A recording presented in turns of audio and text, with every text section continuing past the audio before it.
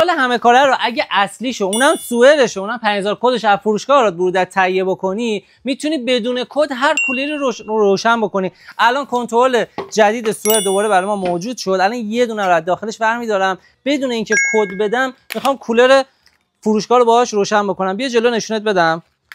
این کنترل‌ها به 5000 تا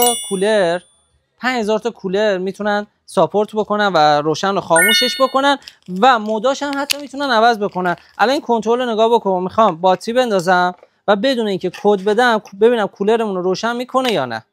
تنها کنترلیه که توی ایران هست، به شرطی که اگه اصلیشو بخری، میتونه بدون کدزنی و معطلی کولرتون رو خاموش روشن بکنه. الان من باتری انداختم، فقط میخوام دکمه آن و آفش رو جلوی کولرمون تستش کنم.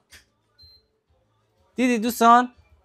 فقط با یه دکمه‌اش تونستم کولر رو روشن بکنم. یعنی خود به خود این سرچ میکنه و کولرتون رو باهاش مچ میکنه.